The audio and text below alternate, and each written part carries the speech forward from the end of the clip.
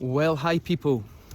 How do we know that the Great Tribulation that Jesus spoke about is in our past? What evidence do we have for sure that it's in our past and it's not in our future? Because you'll find a lot of things online and on TV and movies, things like that, that will tell us the Great Tribulation that Jesus predicted is in our future, and usually in our near future. You know, the next few years, it could happen anytime. How do we know that's not true, and that what I said last time, that the tribulation is behind us, is true? Well, let me give you 6 quick reasons. Number 1, Jesus said in his prophecy, which you'll find mainly in Matthew 24 and 25, although you might need to read 23, 24, 25 and 26 to get the full context. Jesus said very clearly, after speaking about a time of great tribulation coming that had never been seen before, and all the terrible things that were going to happen, wars and rumours of wars and famines and earthquakes, and Jerusalem surrounded by armies and all of that, he said in Matthew chapter 24, verse 34, after predicting all these events, he said, "And this generation will not pass away before all these things take place." And we know that a generation is usually 40 years in the Bible. In fact, that's not the only place he said that.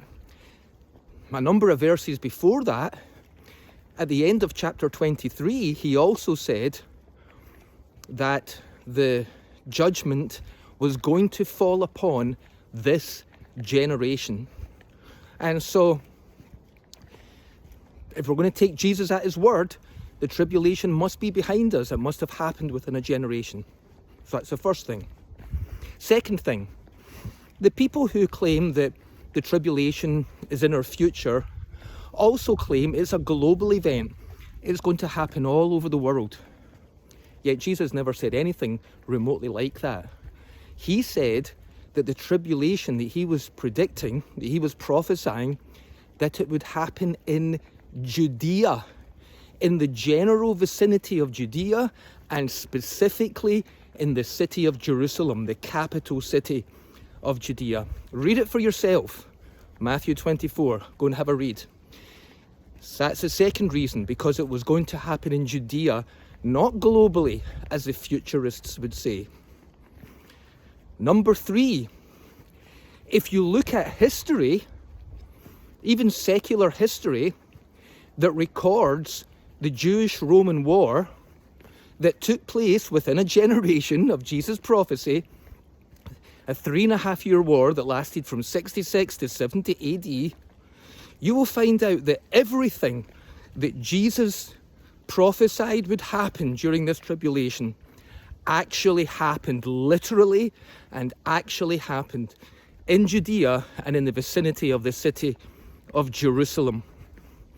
All you have to do is get a book like Josephus' War of the Jews. Josephus is highly regarded not only as an historian, an accurate historian, but as an eyewitness. He lived at the time as an eyewitness to all these events, and he documented them.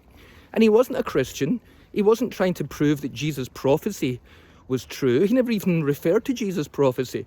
He just documented what happened during that terrible Jewish-Roman war. And when you read it, it's basically like reading Jesus' prophecy. Everything that Jesus predicted happened exactly and is testified to by secular history within one generation.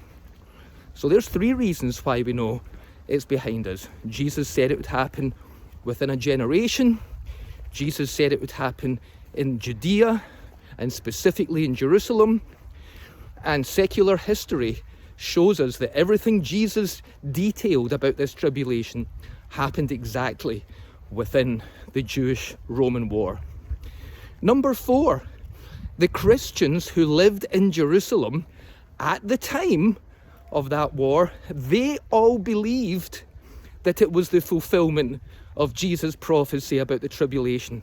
And because they believed it, they were able to flee the city, go to a region called Pella, and survive and not be killed along with everyone else.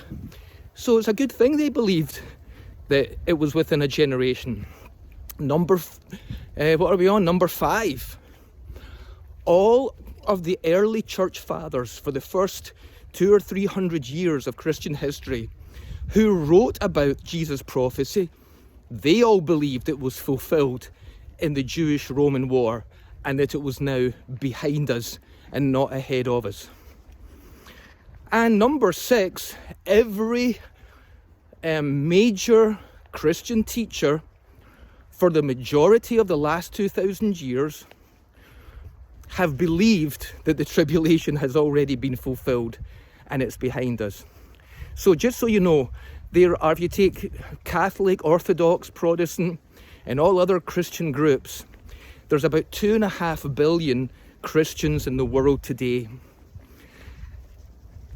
The majority of them always have, and still today believe, the majority believe that the tribulation that Jesus prophesied is in our past. It was fulfilled in the Jewish-Roman war of AD 66 to AD 70. And this left behind rapture, future tribulation, future Antichrist thing, this idea was invented in the 1800s. It's a new idea. And not only is it a new idea, but even since then, even in the last couple of 100 years, since that idea has become popular, it's still not as popular as you think. Even today, the vast majority of Christians believe what I've been teaching, that the tribulation has been fulfilled and is in our past. 2.5 billion Christians in the world today. It's hard to work out exactly how many of those are fundamentalists, but the best statistics we can get is between 5% and at the most 15% of Christians today are fundamentalist Christians. They're the ones who would believe in a future tribulation. So in other words, it is a tiny minority of Christians who believe in a future tribulation. The vast majority today, and the vast majority for the last 2,000 years, have all believed that the tribulation is behind us. I know it might surprise you that it's a minority who believe that today, who are fundamentalists today, but it's just that that tiny minority are very, very vocal about what they think. And most Christians don't even care to talk about the subject because it's behind us, it's happened, it's gone, it's done.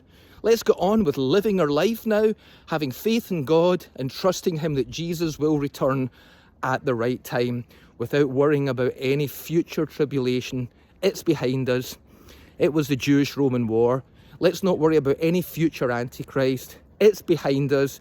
1st and 2nd John are clear that the Antichrist was the Gnostic teacher, Cerinthus, who lived in Ephesus. And not worry about the beast of Revelation, because that's behind us. That was Nero, the Emperor of Rome.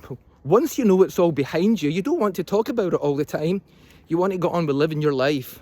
It's only the fearmongers who are probably 5%, at the most 15% of Christians worldwide. It's only them that believe it's in the future.